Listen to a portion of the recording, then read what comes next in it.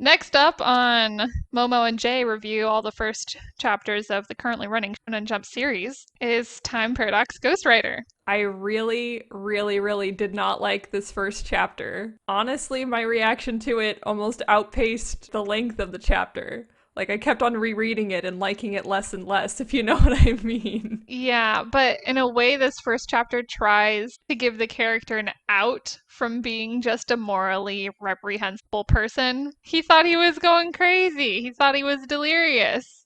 Yeah. Time Paradox Ghostwriter follows Teppei, a struggling mangaka who is trying and trying and trying to get a one-shot accepted by Shonen Jump. And he's being rejected by his editor again and again. And he keeps on pulling these all-nighters and rewriting drafts in order to submit again to hopefully get accepted for this next deadline. What ends up happening is that while he's delirious from pulling these all-nighters, an old award that he got from manga school and a microwave and a refrigerator get struck by electricity and kind of melt together. And create a time machine. Exactly. And from the time machine specifically pops out a volume of Shonen Jump from 10 years in the future. He reads it, is immediately enthralled by it. By one first chapter of a series. I think it's called White Knight, the fictional manga. Similar to Bakuman, this is another manga where there is a fictional manga within the manga that you want to read more than the manga that you're actually reading. It's the real cat's game when you start making up fake manga, because they always sound amazing. He reads it, but then the volume just disappears. I don't know what happened there. It's not explained. But because of that, he gets in his head that he didn't read it. Like, that was all just a dream. And he made up that story. He made up that story. His subconscious did. So he spends a whole other night just writing another version of a story, which is him copying what he's read. He doesn't realize that he's copying, but he is. Ultimately, this series gets accepted. He basically achieves what he's been trying to achieve this whole volume. It's just in this very convoluted and honestly pitiable and sad sort of way where he's copying from someone. What's the word for it when you can steal someone else's work? Plagiarize? Yes, he's plagiarizing someone else, and it's unknown to him. He thinks that it's from himself, but it's not. My immediate reaction to the end of this series, which is this two-part scene of him celebrating his victory of finally getting a series, and then you get to see the girl who actually wrote the story, who would have been the successful artist in Shonen Jump, saying, what the heck is my story doing in Shonen Jump? Which doesn't really make any sense considering her age group, right? Because she's a high schooler, so you would think that she could debut earlier than 10 years. Yeah, they make it seem like she takes the same route as him or something. So let's say she's 15, then 10 years from then she's his age and she's debuting with the manga she's already written. Right. I'm not sure about that either. Which is weird because I feel like they're sort of depicting her as almost a prodigy type character because she's sitting on a pile of manuscripts. It gave me AG vibes from Bakuman. That's what I'm saying. Like, she seemed to live in a remote, fancier house, and she seems to only think about Shonen Jump. So you would think that she would. Anyway, that's like a more nuanced detail. Momo, what was your big emotional takeaway from this chapter before we deep dive into some of the themes and details to it? See, I'm trying to limit myself to just this one chapter. Oh, you read on? Yes, I have. I read on like a month ago or something when we first got the app. I think this was the first thing I read. Oh, interesting. Okay. So we start off with this guy, and he's supposed to be this selfless, good-natured guy. We see him like I was about to say saved a balloon, but we see him turn a balloon. Yeah, so it doesn't pop. Yeah, but we see him return a balloon to a child, and he like falls and gets hurt, and he's just like, no, this is great, you know? And then, you know, he's not particularly talented, down on his luck, and then he plagiarizes. And so he's supposed to be a good guy, and he does a bad thing. And then the author tells us that he doesn't know that he did that. He thinks that in his delirious 48-hour been awake or 72 hours he's been awake, he thought up a story. That's what he believes at this exact moment. And I don't think it lasts very long until he finds out that actually he did not. And then we see Suki at the end, so we know that he's done something wrong, whether or not he knows it. So at least this first chapter, you're trying to still feel like he's not done something morally wrong, but he has and he will. You know, the character's one thing. Like, it's explicitly set up in the text that he had no idea, you know, so it's not like we can really blame him for what he did. Yeah, because what are you going to believe first? That he got a Shonen Jump from the future, or that he had this weird dream that he thought up this amazing manga? Yes, exactly. Honestly, kind of where I put the blame is on the writer for formulating the story in this way. Mm-hmm. Because what the ending of this chapter leaves me with is almost like a pit in my stomach. It's so horrible Mm-hmm. a concept to imagine this man who struggles so hard to achieve something, only to achieve it in the worst way possible. Yeah, there's no way he can be proud of anything now. It won't leave him with any sort of positive feelings either. What kind of shonen jump leaves you with a pit in your stomach at the end of chapter 1? Oh, I mean, we've been reading chapter 1s for like the past month and a half or something. No chapter 1 has left me feeling this way because they always have this like really solid moral backing of like work hard, like live simply, like protect your friends, you know? Well, do they all? What's the first chapter of Death Note like? But see, that's the thing, because in Death Note, he's an anti-hero. Teppei is just a hero, which is, Wrong. like, is he supposed to be an anti-hero? I don't, yeah. Sorry, sometimes my mind kind of spirals out when I think about the series, because I really don't understand where the mangaka could be coming from for this. Maybe it's because I really prize individuality. The reason why I love manga so much, I've read manga my entire life, and so much that I even wanted to make a YouTube channel with Momo talking about manga, because, like, we just love manga so much. And the reason why manga is so special is because ultimately it's all one person and their one unique thing that they want to say. Their art style, their story. I know that there's nuances with multiple artist-writer combos. You're kind of say, the quote unquote mean bad editor from the story. You're kind of saying what he's saying. I completely relate to the editor. We'll come back to the editor. What I like most about manga is that it is this individual expression, and I know that a lot of manga is a collaborative effort, but it's usually that one person's core idea. And I also like about manga that it doesn't often seem to be filtered through much like meddling, the same way that things like movies or anime, or honestly, a lot of other commercial products are, where you can see the core idea and then you can see sort of the concessions that they had to make to whatever production company that they're trying to do. And I'm not like, manga can be a production too. That's Yeah, because I'm on the fence on that point because I know that you're always trying to think of the audience as well and what will sell. mm-hmm.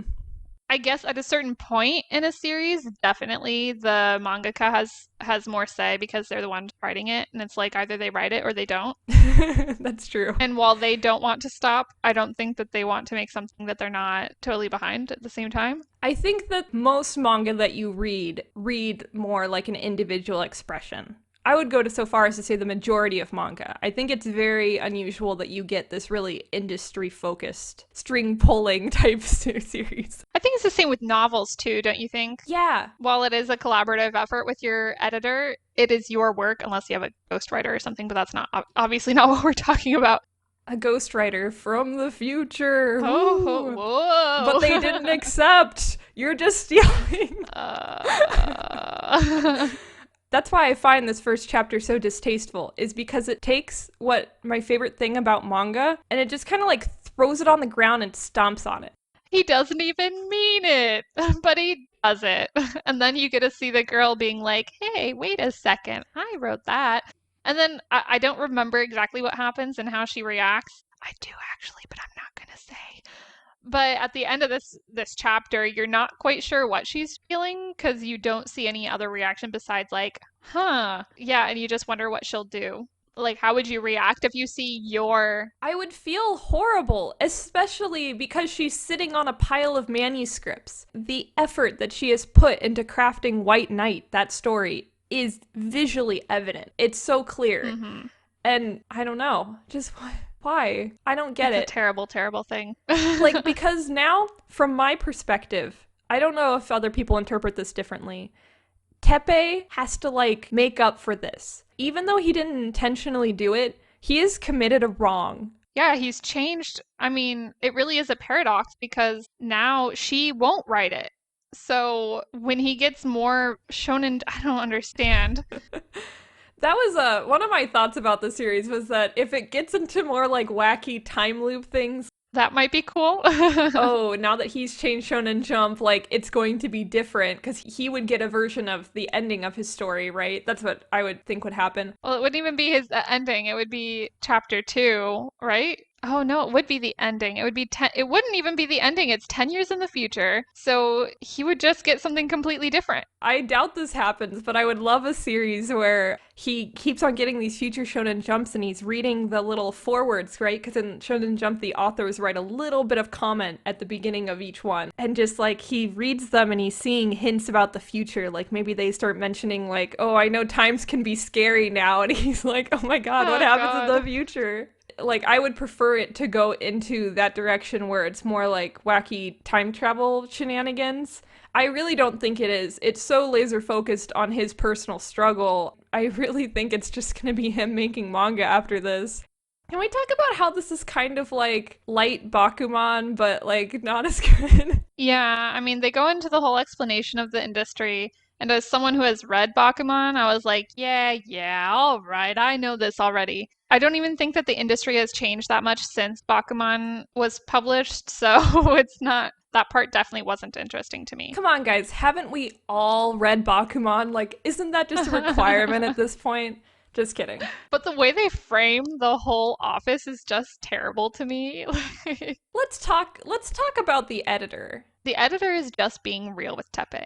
He's telling him, you don't have anything here. This is all ordinary. This is a thing that anybody could think up. And Tepe's response is that he wants to make something that just people will like. I just want to make something that will make people happy. He doesn't have any sort of a point of view, it doesn't seem. You know, like we were talking about earlier, he doesn't have his manga, something that only he can write. And he still doesn't by the end of this chapter. And it's just frustrating because the editor is framed to be this really terrible, mean person who like yells at him, but he's just sick of it. He's been stuck with this guy for 5 years and he brings him the most boring manga. He barges in when he's busy, when he's got stuff to do. No, I completely agree. It's really funny how he's depicted as the villain. Really, Tepe is not listening. The editor is giving him solid advice. He's saying, what's a story that only you can say? These characters aren't original enough. Quirky isn't original. Yes. And Tepe's response to everything is just work hard, just throw himself against the wall. Like, he will drive himself into the ground to make another draft. He's pulling all-nighters. He's doing nothing but creating manga. And he keeps on coming back to this editor with the same trash. Because Shonen Jump editors, it's the most popular manga magazine out there. They get manuscripts like this every day of the week, you know? Mm-hmm. A lot of times, most stories don't deserve to be elevated to Shonen Jump. It's not good enough for you to want to make something good. I don't know. I'm going to push back a little bit there because there is still garbage in Shonen Jump. His stuff is so garbage, it's not even getting there. Yeah, it's not even the bad stuff you see in Shonen Jump. It's even more boring. Just imagine that. And that's what Tepe has been bringing to this poor editor who has to talk to him every month or something or every week. And he's doing this to like 30 other people. And I don't want to completely absolve the editor because the editor is very mean and it's very clear that Tepe is going through some really tough, like, emotional struggles. Like, he is having his quarter life crisis. He's feeling the pressure of his peers who already have jobs. He's starting to feel like, I'm losing my window when I can really start my manga career. That's why he has this sense of urgency. It makes sense for him to have it. It's just that he's doing it wrong. And I do not like the message of this manga, which to me is work hard, not smart. Just keep on trying no matter what, and you will find achievement somehow, because Tepe just keeps on trying, keeps on trying, keeps on trying. Yeah, he doesn't even give himself time to think of what the editor is saying. He doesn't take the feedback. He hears, no, this one isn't going to cut it. And then he's like, okay, I'll do it again. And he does it in 24 hours and brings him back the same thing. And that's what makes it so sad, because the character has this lesson to learn. But I feel like the writer of this manga, going back to the mangaka, and by the way, we didn't make this clear before, this is a writer-artist duo, but most of my comments on this series are more directed towards the way that the story's formatted. The art's amazing. Yeah, I actually wrote really good art, and then in my notes, the rest of it is just about how it rubs me the wrong way. Yeah. Oh, right. But so, like, a lot of my comments are directed towards the writer because I disagree ideologically with the writer. I really don't think that Teppei should just keep on trying. Because the climax of this manga is when Teppei is collapsed on the ground of his house and he thinks in his head, like, if I say I quit, I'm going to quit. This is like his defining moment in his head. He's making it up for himself. And what saves him from not quitting is this deus ex machina of getting the Shonen Jump manga from the future, which is from the lightning bolt. This is also a horrible part. Like, are they trying to imply that there's this higher power that doesn't want him to stop making manga? Yes. He's a special boy. He just needs more time. No, no. It's like this power is telling him to steal this manga from this other person. The gods are fickle. That's all I have to say about this universe. Much like the gods of Agravity boys, who will just, open up black holes, wacky stuff. It's making me sigh as we record this. I just feel like soulless, Let's move on a little bit more in the story to the big editorial scene. So this is when Teppei comes running with his new manuscript, the plagiarized White Knight, and he brings it back to his editor, and his editor just kind of breaks down. He's being unprofessional, but this man has been bringing him manuscript after manuscript for 2 days now and not listening to his comments. He collapses on the ground, he's crying. His papers are scattered. And then in comes Daddy Shonen Jump, the managing editor, who is this kind old man. And he comes in and he collects the manuscript and he reads it and he says, you know what, Teppei? This is 100% amazing. We're just gonna publish this tomorrow. Let's get this to print immediately. Stop the presses.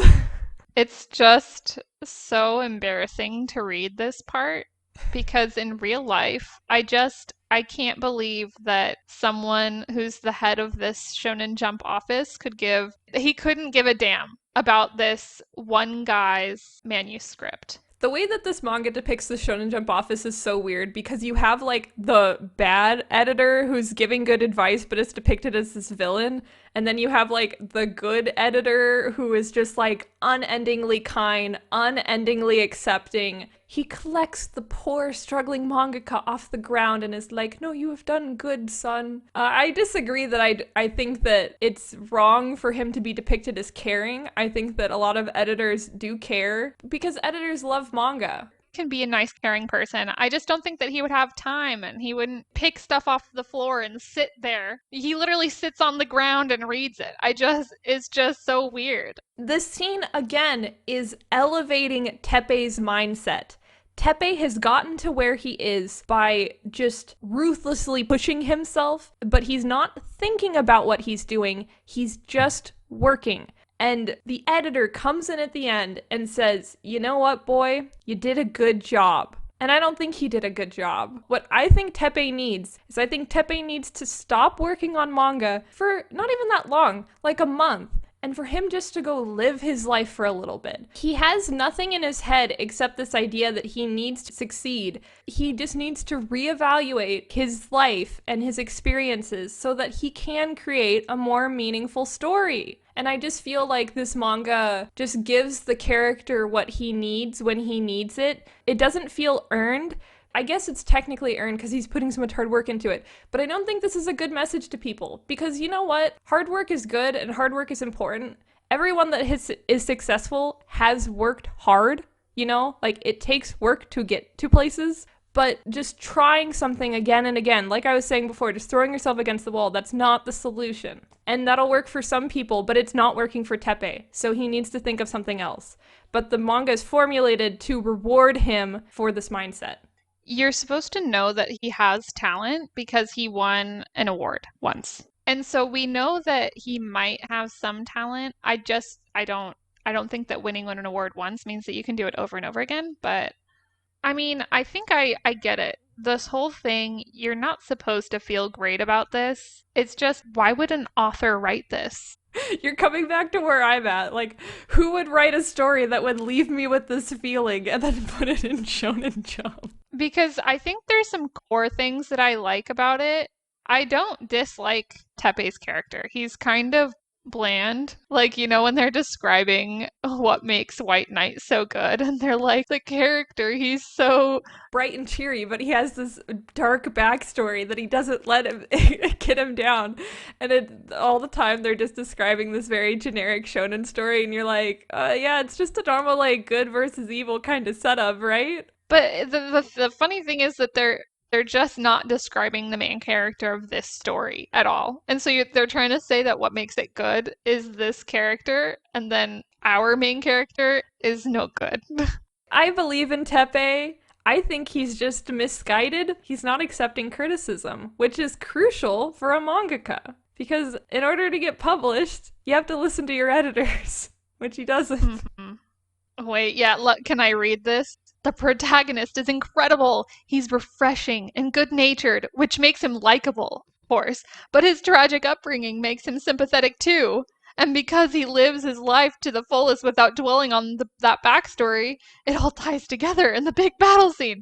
Whatever. But the point is that he's supposed to be this refreshing, good-natured, likable character with a tragic backstory. And that's just not at all who we're looking at. There's nothing tragic in his backstory. In fact, his past is better. Was the scene in the beginning where he saves the balloon supposed to make me feel like, oh, what a nice boy? Because the fact that he ends that scene with him just saying, like, this will be great for my manga, immediately just set me up to think, like, okay, this is a manga boy. He only thinks about manga. Okay. I know, so selfish. And so that's how I feel about Time Paradox Ghostwriter. I know. I think we're at the end of this discussion. By the way, we were going to review Undead Unluck, but now this is like too long, so I think this will just be a one chapter. I think we've discussed this so much, we have to make another video about Time Paradox Ghostwriter. It was canceled at 2 volumes. There's only 14 chapters out. Based on the first chapter that I've read, I'm not surprised that it was canceled, but I am fascinated by where this story could go. I don't know if Teppei will ever be redeemed for me. I sure hope that the girl Itsuki finds her way somehow. I still feel so bad for her. The only thing I can think is what happens is, like, this was my initial guess of what she'll do. She'll become a rival and try to make an even better story, and then she'll get published with an even better story. And then essentially she'll have 2 concurrently running manga titles, because Teppei will be writing her manga that she would have written, and she's also writing a manga that she's writing now, and it's even better than her other one. Do you get what I mean? I doubt the author would move in that direction. Well, and I know he doesn't, but that was what I originally thought would happen, and I was like, okay, so then... Are you thinking of Teppei as an anti-hero, or as a hero who made a mistake? Well, maybe a bit of both. I expect that she would be upset and confused by her story is in Shonen Jump, but there's nothing you can do about it besides, like, prove that it was your story. Whatever. I don't. There's this great panel when the managing editor, the editor-in-chief, is reading it and says, like, this story is amazing. That the previous editor, the kind of grumpy one, looks at Teppei with surprise in his eyes, and he's like, you wrote this? And it's a little panel, but it stuck out to me so much, because it's like, no, he didn't write it. I liked that part because I can imagine that editor being incredulous. He's read so much of his stuff, he must be able to tell that it's not his work. Let's get to the ratings. I think it should be clear from what I've said so far that I really did not like this. Like I said, I found it distasteful, which is more than just not liking a story. It's almost finding it thematically wrong. So on that basis, I gave it a 1 out of 5. Honestly, I think that this exact premise could have gotten like a 2 or a 3 out of 5 for me. It's simply the way that the writer honestly has constructed the story that kind of makes my rating so low. And honestly, so far this is my least favorite thing that I've read in Shonen Jump. I don't know what to give it. Because I could say a 1. And to be honest, I didn't enjoy reading it, you know? Like, there was nothing really appealing to it. It's so different than Bakuman, because Bakuman, it was kind of boring Yeah. sometimes, you Bakuman had know? to really struggle with the manga writer premise. Bakuman was interesting despite being about writing manga, which can be, it's people sitting in rooms drawing. Yeah. But I like Bakuman because I like those main characters. But I don't like this main character. I don't know what to give it. I guess I would have to give it a 1 as well, just because I kind of feel the same way. I might have given it a 2 or something because I do like the art. I'm like imagining that melty robot on top of the microwave. That's cool. But then I feel like I need to give it a 1. Okay, we're agreed then. This was a wacky review. Usually after we finish these reviews, I get really excited because I usually try to restrain myself from reading the rest of the series before we finish this chapter 1 impression so that I can, like, no, I'm not calling any shade for you, Momo, for reading further. It's just that I like to have that fresh, but like I don't really feel excited. I just feel kind of sad about this whole story. But Hmm. I do feel excited to read the rest and talk about it more because I kind of enjoyed talking about how bad I felt. yeah, you're right, you're right. And maybe we'll be wrong. Who knows? I don't know what happens all the way through. Maybe you're supposed to think the main guy is worse than he is, We can you know? only hope.